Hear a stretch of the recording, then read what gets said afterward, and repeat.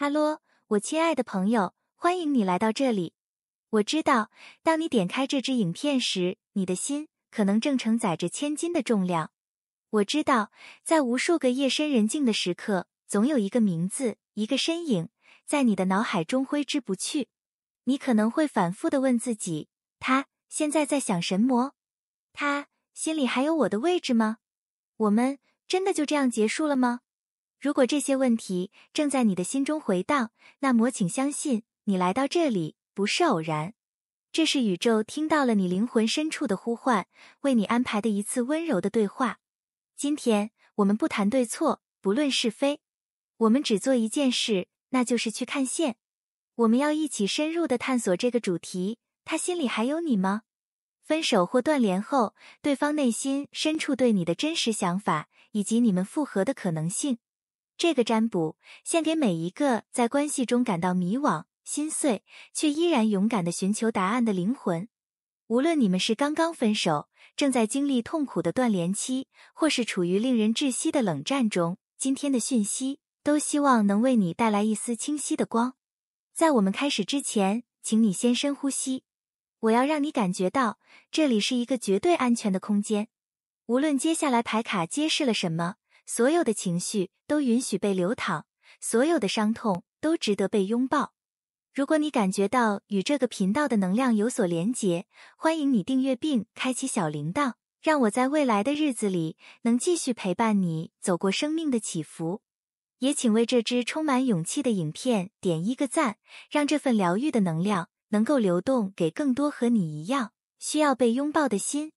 好，在我們觸碰那些可能讓你心痛的訊息之前，讓我們先一起回到我們內在的中心，找到那份屬於你自己的、不被任何人事物動搖的平靜。請找一個讓你感覺最舒服的姿勢坐好，輕輕地閉上你的眼睛。讓我們一起做3次溫柔而深長的呼吸。吸氣，想象你正從鼻腔吸入一道帶着淡淡藍色光芒的清涼的空氣。這道光是平靜的能量，是療癒的頻率。吐氣，從你的嘴巴輕輕地、無聲地將所有緊繃的情緒、紛亂的思緒、心頭的重壓，都隨着這口氣溫柔地釋放出去。再一次深深的吸氣，感覺這道藍色的光流經你的眉心，撫平你緊鎖的眉頭，流經你的肩膀，讓那份沉重的負擔輕輕地滑落。緩緩的吐氣，釋放掉所有委屈、不甘與心痛。現在，請在你的心中觀想一座非常非常平靜的湖泊，湖面像一面鏡子，沒有一絲波瀾。天空的顏色倒映在湖面上，寧靜而美麗。這座心湖就是你內在最核心、最安全的地方。無論外在的世界發生了什麼，無論那個人說了什麼、做了什麼，都只是像一顆小石子投入了湖中。它可能會激起一圈小小的漣漪，但很快漣漪就會散去，湖面終將會恢復它原本的那份廣闊而深邃的平靜。你不是那圈漣漪，你是整座湖。請在心中對自己說，我是平靜的，我是完整的，我的價值不因任何人的來去而改變。我感謝所有的經歷，我準備好以一顆平靜的心去接收宇宙要給我的智慧與指引。很好，現在慢慢地將你的意識帶回到這個空間。當你準備好的時候，就可以溫柔地睜開你的眼睛了。歡迎回來，希望你現在的感覺能稍微平靜一些。現在，我們就帶着這份內在的力量，來看看宇宙要為我們揭示怎樣的真相。接下來，我已經根據3種最常見的關係狀態，為大家抽好了3組牌。請你根據你目前最真實的處境，去選擇最符合你的那個選項。請用你的心，而不是你的頭腦，去感受。第一組是剛分手，適合那些在近期，比如1個月內剛剛結束關係，傷口還很新鮮，情緒波動還很大的朋友。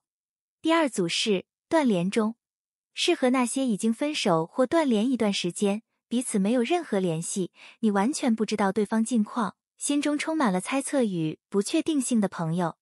第三組是冷戰期，適合那些關係還在，但彼此不溝通、不互動，關係降到冰點，讓你感覺比分手還痛苦的朋友，請靜下心來，做出你的選擇。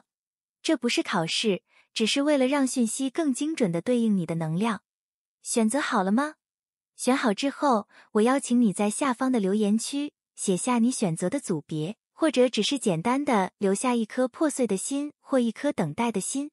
這個小小的動作是在向宇宙宣告，你願意面對，也願意療癒。那麼，話不多說，讓我們馬上從選擇第一組的朋友開始。第一組，剛分手。哈嘍，選擇第一組剛分手的朋友，你們好。我知道，現在的你一定非常非常的痛。看到你們這組牌的核心出現了寶劍3，這張全塔羅牌中最直接代表心碎的牌，我的心也跟着揪了一下。這說明這次的分手對你來說是一個非常突然、非常尖銳的刺痛。然而，牌組中同時出現了戀人牌、命運之輪、錢幣1和戰車牌，這又是一個充滿了宿命感和巨大轉機的組合。這段關係絕不是一場意外，它是一個強大的靈魂課題，它的結束是為了開啟一個全新的、充滿潛力的篇章。能量驗證。在我們深入探索他內心的秘密之前，我們先來做一個非常詳細的能量驗證，看看你最近的狀態是不是牌卡所描述的樣子。請你感受一下，以下這些情況是否有一種或多種，就是在說你現在的處境。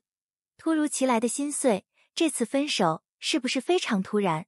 可能是一次劇烈的爭吵，或是一個讓你措手不及的決定，讓你感覺心臟像被劍刺穿一樣，非常震驚和痛苦，感覺被困住，動彈不得。分手後，你是否感覺自己被困在悲傷的情緒裡，走不出來？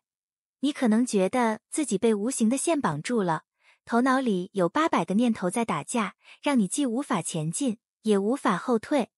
關係中的規則與對錯，你們的這段關係是不是有着很多應該和不應該？可能是一段被家庭、社會或傳統觀念所影響的關係。分手後，你是不是會反覆去想誰對誰錯？這件事到底公不公平？猶豫不決的選擇題，你的內心是不是正在做一道艱難的選擇題？可能是在徹底放棄與等待復合之間拉扯。你蒙着眼睛，不敢去看真相，因為你害怕任何一個選項都會帶來痛苦。想要緊緊抓住不放，你是不是很難放下這段關係？你可能會緊緊抓住過去的回憶，對方送的禮物，或者不斷地去翻看你們過去的對話。你害怕一旦放手，就真的什麼都沒有了。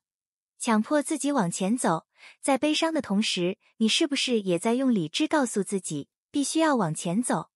你可能強迫自己去工作，去社交，試圖用忙碌來麻痹痛苦，假裝自己已經沒事了。強大的外表與脆弱的內心，在外人面前，你是不是還在努力維持着一個自信、陽光，好像什麼都沒發生的樣子？你就像權杖皇後一樣，依然散發着光芒，但只有你自己知道，你的內心其實有多麼脆弱和疲憊。如果以上7種狀態中有至少3種讓你感覺心頭一酸，覺得這完全就是在演我，那麼請在留言區勇敢地打上一個療癒，因為接下來的訊息就是宇宙要送給你的，穿透痛苦的第一道光。對方當前的真實狀態。分開後，他現在好嗎？他是一種什麼樣的狀態？牌卡顯示，對方現在正處於一個強迫自己向前看，但內心充滿規劃與猶豫的矛盾狀態。戰車牌代表著強大的意志力與行動力。從外在來看，他可能表現得非常決絕，非常理智。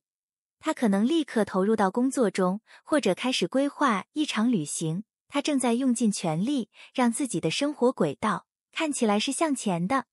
他試圖用理智去駕馭自己內心那2匹黑白分明、正在互相拉扯的情感猛獸。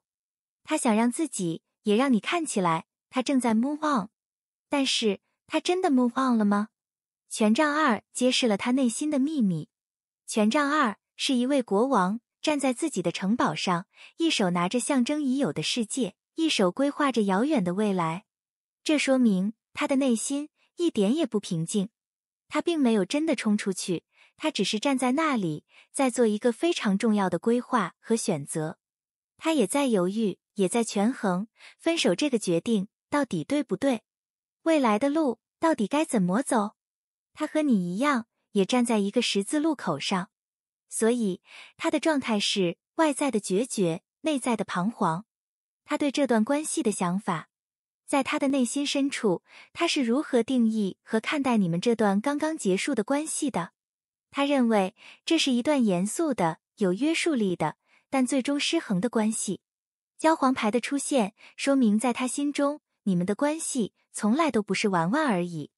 這是一段非常正式的、帶有承諾意味的關係。你們之間可能有很多共同的規則、習慣，甚至可能已經到了談婚論嫁，或者被雙方家庭認可的階段。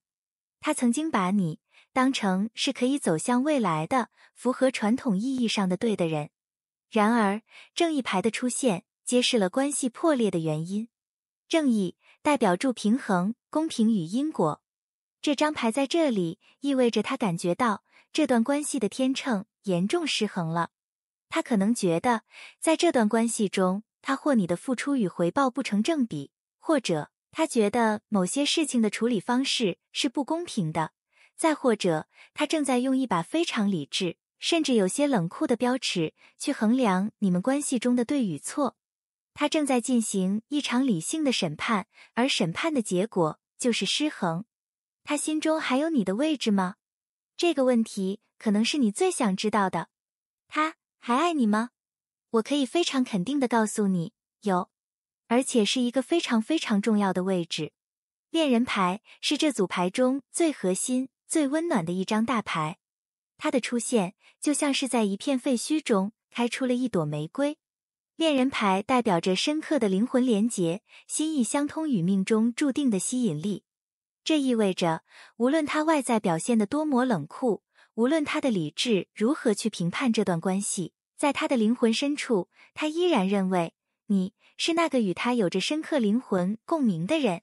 你們之間的連結從來都不只是現實層面的，更是靈魂層面的。他無法輕易地將你抹去。你對他而言是一個特別的存在，是一個曾經讓他覺得完整的靈魂伴侶。這個位置是任何人都無法輕易取代的。對方是否後悔想念你？他會後悔分手的決定嗎？他會想你嗎？答案是，他不僅想念，而且他正處於和你一樣的痛苦之中。寶劍三這張牌不僅僅代表了你的心碎，它同樣也代表了他的。這是一個雙向的傷害。分手的這個決定，或者導致分手的事件，像一把劍一樣，也深深地刺痛了他。他可能不會表現出來，他可能會用戰車牌的盔甲把自己包裹起來，但他的心也在流血。而寶劍八則更深刻地揭示了他想念你的狀態。他感覺自己被困住了。他可能也想聯繫你，也想做些什麼，但他感覺自己被某些現實因素，或者他自己的思緒給綁住了。他和你一樣，也感覺自己被困在一個無法動彈的囚籠裡，而這個囚籠，就是他對你無盡的思念和內心的掙扎。他想念你，但他的頭腦會告訴他1000個不可以的理由。這種想念對他來說不是甜蜜的，而是一種讓他感到痛苦和受困的折磨。復合的可能性與時機。那麼，你們還有機會嗎？復合的可能性有多大？答案是，可能性非常大，但需要一個宿命般的轉機和一個全新的開始。命運之輪的出現是這組牌中最降的轉機信號。它代表着你們的分手並不是一個句點，而只是這個關係週期中的一個節點。命運的齒輪還在轉動，一切都還沒有塵埃落定。這意味着復合的可能性是掌握在宇宙手中的一個變數。會有一個事件，一個契機，一個意想不到的轉折點，將你們重新拉回到彼此的軌道上。這個轉折點會以怎樣的形式出現呢？錢幣一給出了答案。錢幣一代表住一個全新的、實實在在的、看得見摸得住的機會。這不是一個虛無的想念，而是一個具體的行動。時機，這個機會很可能出現在11月底到12月初。當他完成了內在的規劃和掙扎之後，當命運之輪轉到某個特定的角度時，他或宇宙會為你們創造一個全新的開始。形式，這可能是一個非常務實的、帶着誠意的聯繫。可能不是說我愛你，而是說我有一個工作上的事想請教你，或者我看到一個東西很適合你，寄給你了。它會是一個非常落地的、充滿善意的姿態。你應該主動還是等待？面對這樣一個充滿變數的未來，你現在該做什麼？是主動出擊，還是靜靜等待？宇宙給你的建議是，成為女王，靜觀其變。首先，你需要活出權杖皇後的能量。權杖皇後是那個永遠自信、獨立、光芒四射的女王。她從不追逐任何人，她只專注於讓自己變得更美好，然後吸引全世界的目光。現在，你需要做的，不是去想如何挽回她，而是去想如何讓自己活得更精彩。去投入你的事業，去和你的朋友歡聚，去買那件讓你心動已久的衣服。當你把焦點從他身上完全的收回到自己身上時，你的磁場才會變得無比強大和吸引人。其次，你需要保持宝劍二的不動姿態。但這一次，不是因為恐懼和猶豫，而是因為智慧。寶劍二的智慧在於，在局勢尚未明朗之前，不做任何輕舉妄動的決定。現在，主動權和課題都在對方身上。他需要自己去想清楚，他需要自己去駕馭他的戰車。如果你現在主動聯繫，很可能會打破他內在的平衡，甚至會讓他感覺到壓力，從而將他推得更遠。你需要做的，就是安坐於你的女王寶座上，帶着你的光芒，靜靜地給他時間和空間，去走完他該走的路。這段關係的靈性意義，這段讓你如此心碎的關係來到你的生命中，究竟是為了教會你什麼？這段關係的靈性意義，在於教會你在深刻的靈魂連結中，找到自我價值的平衡。戀人牌告訴我們，你和他確實是擁有深刻靈魂連結的伴侶。你們的相遇是命中注定的，是為了讓彼此體驗到那種完整的感覺。然而，僅有連結是不夠的。正義牌的課題在於，它逼迫你去思考，在這段讓你感覺完整的關係中，你是否失去了你自己？你是否為了維持這份連結而過度的付出、妥協，導致了天秤的失衡？你是否將自己的價值完全建立在了對方的愛之上？這次分手就像是宇宙用一把冷酷的劍，強行將你們分開，它在用最痛苦的方式逼迫你回到自己身上，去重新建立你內在的平衡。他在問你，親愛的，在沒有他的愛的時候，你還愛你自己嗎？你還能找到自己的價值嗎？無論結果如何的療癒建議，無論你們最終是否復合，現在的你都可以為自己做些什麼，來療癒這顆破碎的心。宇宙給你的療癒建議非常務實，專注於創造你自己的穩定，創造新的價值，把你的精力投入到一個全新的，能為你帶來實際回報的事情上。這可以是一個新的工作項目，一個新的理財計劃，或者一個能賺錢的副業。當你看到自己有能力為自己創造一個實實在在的金幣時，你的安全感和價值感會得到巨大的提升。守護你的能量，在現在這個脆弱的階段，你需要像錢幣四的國王一樣，去守護好你自己的能量和界限。減少無效的社交，遠離那些會消耗你的人，為自己建立一個安全、穩固的空間。學會對那些讓你感到不舒服的人事物，堅定地說不。放下或等待的能量指引。最後，宇宙想對你說，關於放下還是等待。親愛的，放下從來不等於放棄。真正的放下，不是讓你刪除他所有的聯繫方式，不是讓你假裝他從未出現過。真正的放下，是將那個必須要復合的執念，從你的手中輕輕地鬆開，交還給宇宙。你可以等待，但你的等待不應該是痛苦的、停滯的。你的等待應該是權杖皇後的等待。我在我的王國裡活得光芒萬丈，我變得越來越好。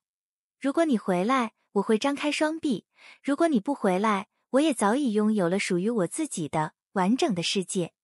當你真正達到這種狀態時，無論他回不回來，你都已經贏了。好了，親愛的第一組的朋友，這就是宇宙要給你的一份關於心碎、轉機與眾生的深度指引。請記住，所有的傷口都是光進入你內心的地方。如果你被今天的訊息所觸動，請記得按讚、留言，並將這份療癒的能量分享給那些和你一樣正在經歷心碎的朋友。第二組，斷聯中。哈嘍，選擇第二組斷聯中的朋友們，你們好。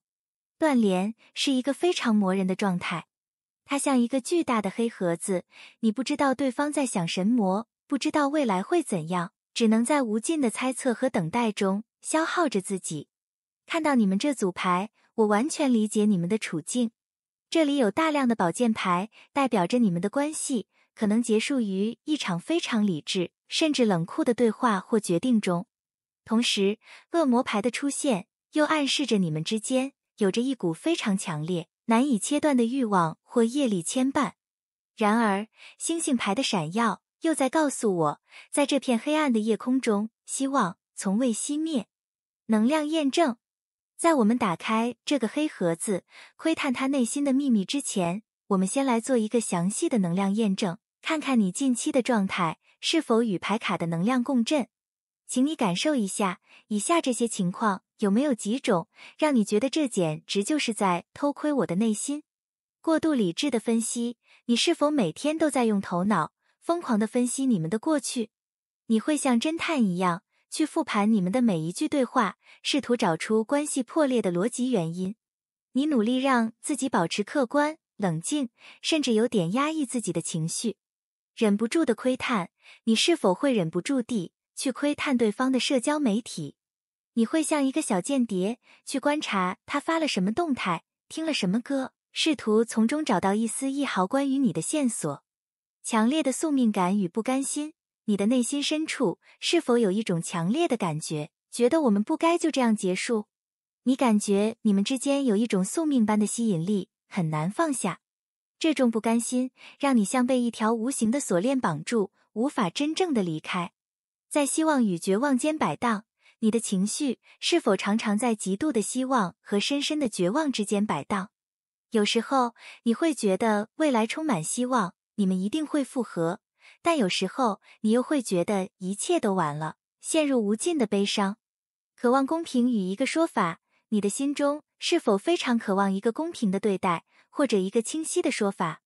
你可能覺得分手或斷聯的方式對你很不公平，你只是想要一個合理的解釋。內心溫柔，但外在帶刺，你是否感覺自己內心其實非常柔軟，渴望被愛，但為了保護自己，你卻不得不表現出非常獨立、理智，甚至有點帶刺的樣子？努力掌控自己的生活，為了不讓自己沉溺在悲傷中，你是否非常努力地去掌控自己的生活？你可能把所有的精力都投入到工作或健身上，試圖讓自己的生活看起來依然在你的掌控之中，沒有失序。如果以上7種狀態中有至少3種讓你感覺被完全看穿了，那麼請在留言區勇敢地打上一個看見，因為宇宙已經準備好讓你去看見那些你一直想知道的真相。對方當前的真實狀態，在那個你看不到的世界裡，他過得怎麼樣？牌卡顯示，對方目前正處於一個極度理智、專注於事業、試圖掌控一切的狀態。寶劍國王和權杖國王的同時出現，構成了一個能量非常強大，但也非常硬的國王形象。這意味着，他現在的生活重心完全放在了那些他能夠掌控的、具體的、現實層面的事情上，比如事業、金錢和權力。寶劍國王讓他變得非常理性，非常有邏輯。他可能正在進行一個需要高度專注和智力的工作，他用思考和分析來填滿他的生活，因為這是他最擅長也最能感到安全的領域。權杖國王則讓他充滿了行動力和野心。他可能正在開創一個新的事業，或者在現有的工作中力求突破。他用不斷地做，不斷地前進來證明自己的價值，也用來逃避那些他不想面對的柔軟的情感。所以，他的狀態是一個看起來過得非常好、非常成功、非非常理智的工作狂。他對這段關係的想法，在他的內心深處，他現在是如何看待你們這段已經斷聯的關係的？他認為這是一段在權衡利弊後必須被封存的關係。正義牌在這裡再次出現，這意味着他對你們的關係進行了一場非常冷靜、非常客觀的審判。他可能列出了一張清單，寫下了在一起的好處與壞處，然後用他寶劍國王的頭腦做出了一個他認為最正確、最公平的決定，那就是分開或斷聯。這個決定對他來說是一個理性的結論，而錢幣4則揭示了他處理這段關係的方式。他像那個緊緊抱着金幣的國王一樣，將你們的這段過去以及與之相關的所有情感都緊緊地封存了起來。他不願意去碰觸，不願意去回想，因為他害怕一旦打開，就會再次引發混亂，破壞他現在好不容易建立起來的理智王國。他用塵封來維持他內心的秩序。他心中還有你的位置嗎？在那個被他塵封的寶箱裡，是否還藏着你的身影？這個問題的答案非常非常的複雜。我可以說，你不僅在他心中，你甚至是他內心一個無法拔除的執念。戀人牌的出現，說明在靈魂的層面，他依然承認你們之間有着深刻的連結和致命的吸引力。他無法否認，你曾經是那個讓他感覺最契合、最心動的人。然而，緊接着的惡魔牌為這份連結增添了極度複雜的色彩。惡魔牌代表着慾望、束縛與業力，這意味着他對你的感覺不僅僅是愛，更夾雜着強烈的占有慾、不甘心和一種宿命般的無力感。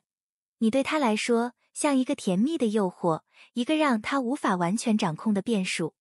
你們的關係對他來說就像一個讓他又愛又恨的癮。所以你在他心中不是一個溫柔的回憶，而是一個深刻的、帶着鎖鏈的烙印。對方是否後悔想念你？他會想你嗎？答案是會。在他卸下所有盔甲的夜深人靜的時刻，儘管他白天是一位理智的寶劍國王，但在他的內心深處依然住着一位聖杯皇後。聖杯皇後代表着他內在最柔軟、最感性、最渴望愛的那一部分。當夜深人靜，當他不再需要用工作來麻痹自己時，那個柔軟的部分就會浮現出來。在那個時候，聖杯2的能量就會被啟動。他會想起你們曾經那種平等的、美好的情感交流。他會想念那種與你心意相通的感覺，那種可以卸下所有防備的溫柔。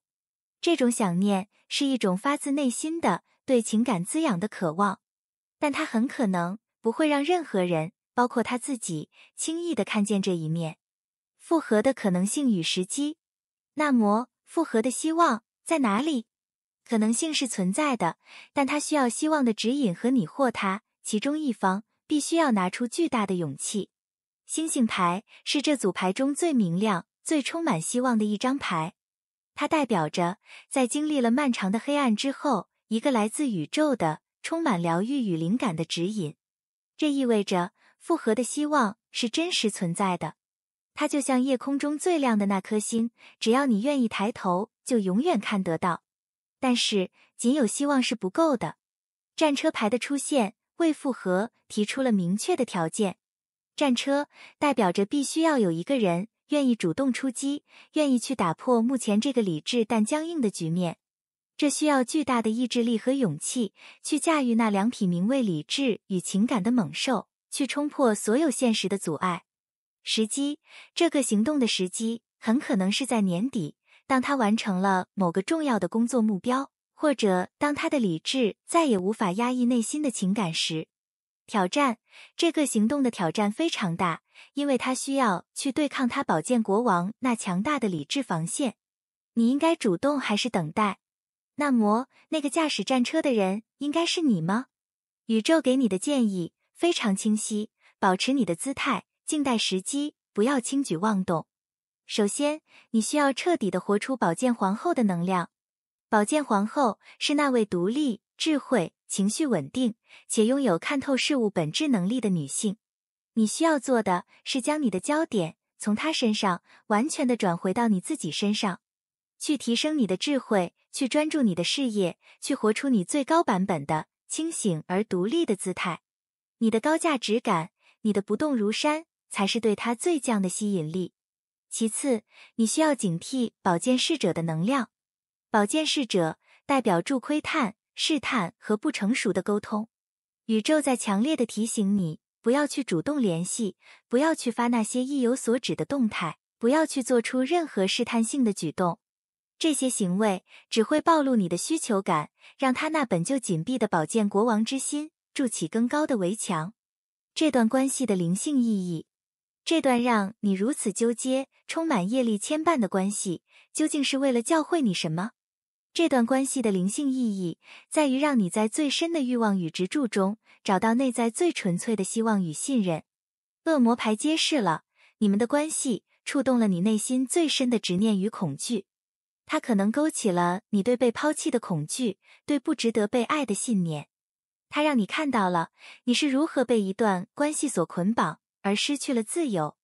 然而，正是因為你潛入了如此深的黑暗，你才有機會去抬頭看見那顆最亮的星星。宇宙在用這段關係逼迫你去思考，我的希望是建立在這個人會不會回來之上，還是建立在我對宇宙、對自己永恆的信任之上？我的快樂是需要靠這個引來滿足，還是可以由我內在自給自足的產生？無論結果如何的療癒建議，無論他是否駕着戰車回來，你要如何解開自己身上的鎖鏈？擁抱你的柔軟，不要再用寶劍皇後的理智來壓抑自己了。允許自己去哭泣，允許自己去悲傷，去找一個信任的朋友傾訴，或者透過寫作，去把你內心所有的委屈和柔軟都釋放出來。當你擁抱了你的脆弱，你才是真正的強大。為自己討回公道，這個公道不是向他討，而是向你自己。你需要為自己做出一個公平的決定，那就是為這段無盡的等待設立一個停損點，在心中告訴自己，我願意再給這段關係多久的時間。過了這個期限，無論結果如何，我都會鄭重地為自己的人生做出新的選擇。放下或等待的能量指引。親愛的，等待不等於停滯。你可以等待那顆星星的指引，但你的腳必須要走在屬於你自己的戰車的道路上。你可以保留那份戀人牌的連結，但你必須要先拿起寶劍皇後的劍，去斬斷那條惡魔的鎖鏈。這段關係不是你的全部，它只是你英雄之旅中的一個篇章，一個讓你學會如何整合愛與理智、執着與希望的深刻的課題。好了，親愛的第二組的朋友，這就是宇宙要給你的一份關於理智、慾望與希望的深度解讀。請記住，當你不再需要那顆星星時，你就變成了星星。如果你被今天的訊息所點亮，請記得按讚、留言，並將這份清醒的能量分享出去。第三組，冷戰期。哈嘍，選擇第三組冷戰期的朋友們，你們好。冷戰是關係中最磨人的一種酷刑。你們身處在同一個屋檐下，或依然保有聯繫方式，但那份情感的連結卻彷彿隔着一整個宇宙。看到你們這組牌，我深深地感受到了這種近在咫尺卻遠在天涯的孤獨感。這裡有隱者牌的隔絕，有錢幣5的被遺棄感。然而，這也是今天3組牌中大阿卡那牌最多、靈性層次最高、轉機最降的一組。這裡有命運之輪、戀人牌、正義牌、皇後牌、女祭司、節制牌、隱者牌。這說明你們的這場冷戰絕不是一個簡單的情侶吵架，它是一場深刻的靈魂層面的靜默期，是宇宙為了讓你們雙方都向內去看而按下的一個巨大的暫停鍵。能量驗證。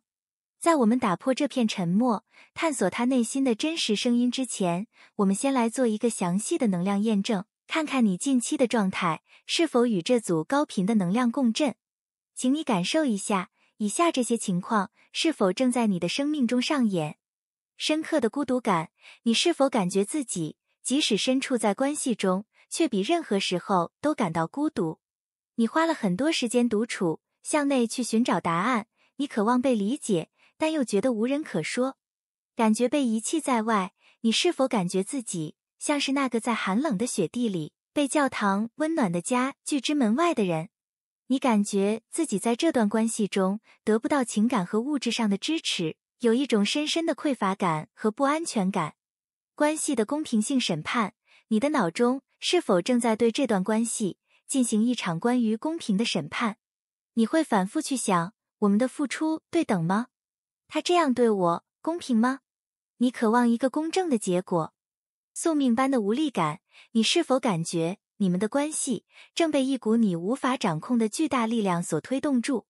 你可能覺得，無論你做什麼，都無法改變現狀，只能被動地等待命運的安排。渴望連結卻又退縮，你的內心是否極度渴望與他和解，恢復到戀人般的親密，但你的行為卻又表現出隱者般的疏離與退縮？在內心中尋求平衡，你是否正在非常努力地去維持自己情緒的穩定？你像節制牌的天使一樣，小心翼翼地調和着自己的理智與情感。你告訴自己要耐心，要冷靜。強烈的直覺與夢境，在最近這段時間，你的直覺是否變得異常敏銳？你可能會有很多的預感、既視感，或者做一些與它相關的非常清晰的夢境。你感覺宇宙正在透過另一種方式向你傳遞訊息。如果以上7種狀態中有至少3種讓你感觉我的靈魂正在經歷這一切，那麼請在留言區打上一個轉動，因為命運的巨輪即將為你帶來答案。對方當前的真實狀態，在這片沉默的冰層之下，他正在經歷着什麼？牌卡顯示，對方和你一樣，也正處於一個深刻的內省期，但他處理的方式是用思想的利劍將自己與情感隔絕。隱者牌是他目前狀態的核心，他也把自己關起來了。他和你一樣，也感到孤獨，也正在向內去尋找答案。他也在思考，這段關係到底出了什麼問題？我們該何去何從？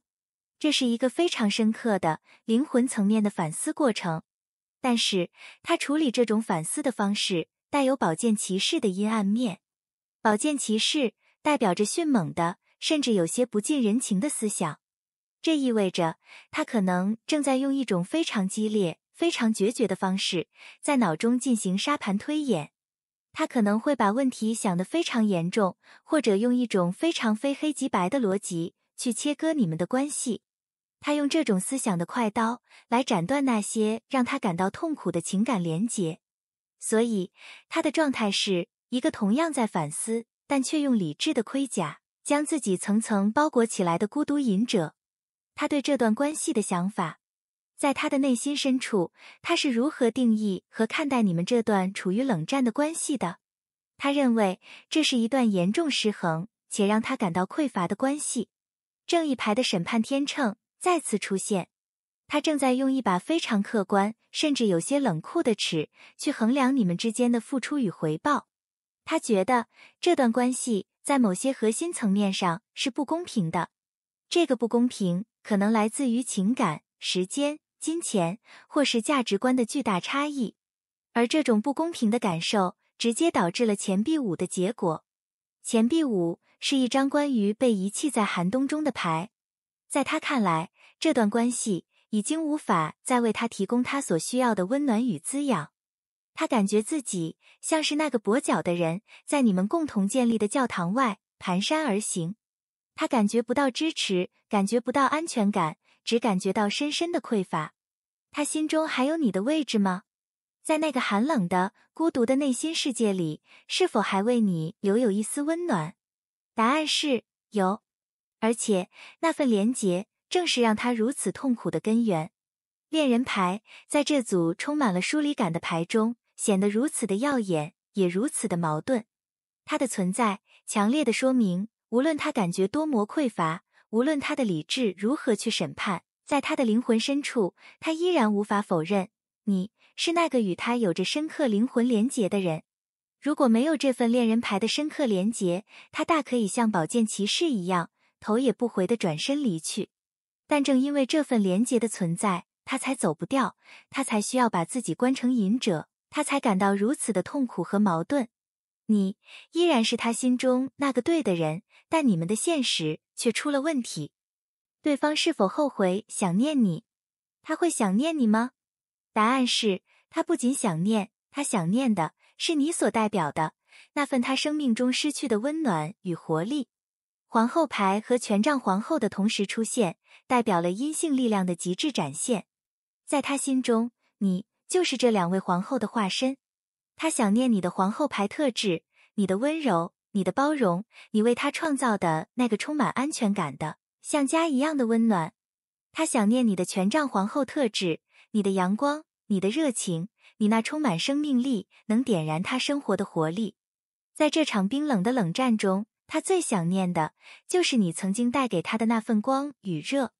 他後悔的不是某一件具體的事，而是後悔讓你們的關係走到了今天這個冰冷的、失去生命力的冬天。復合的可能性與時機，那麼春天還會來嗎？可能性極大，而且這是一場宇宙親自導演的靈魂層面的和解。命運之輪的出現意味着你們的這場冷戰是一個必要的過程，它是宇宙為了讓你們雙方都停下來去完成隱者牌的內審課題而啟動的一個程式。現在這個程式即將走到尾聲，命運的齒輪即將開始正向轉動，而轉動的結果將會是節制牌的和解。節制牌是全塔羅牌中療癒與平衡能量最降的牌之一，它代表住在經歷了深刻的內審和溝通之後，兩種對立的能量將會重新調和，達到一個更高層次的、充滿智慧的平衡。這不是簡單的複合，這是一場靈魂的整合。時機，這個轉機將會出現在11月中下旬。當你們雙方的內審都達到一個臨界點時，宇宙會創造一個機會，讓你們進行一次前所未有的、深刻的溝通。你應該主動還是等待？面對這場即將到來的靈魂整合，你需要做些什麼？宇宙給你的指引充滿了靈性的智慧，保持靜默的連結，做出內在的選擇。首先，你需要徹底地活出女祭司的能量。女祭司是那個安坐於聖殿之中，不言不語，卻能通曉宇宙一切秘密的智慧女性。她代表着直覺、靜心與信任。宇宙希望你停止用頭腦去分析，停止去猜測。你需要做的是向內走，去相信你的直覺，去連接你內心的智慧。透過冥想、靜心，你會在沉默中接收到宇宙的指引。你的平靜就是最強大的力量。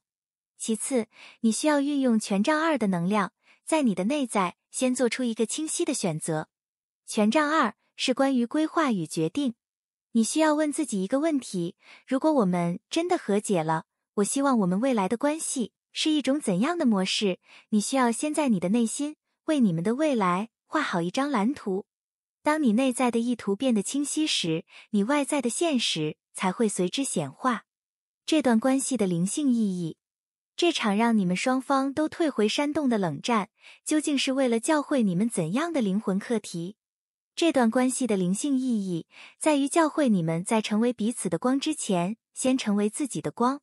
你們的連結是戀人牌那樣深刻的靈魂之愛，但也正因為如此，你們可能在關係中過度的依賴對方來照亮自己。當一方的光熄滅時，另一方也陷入了黑暗。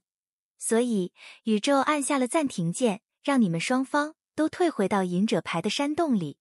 他在逼迫你們去學會如何自己點亮自己手上的那盞燈。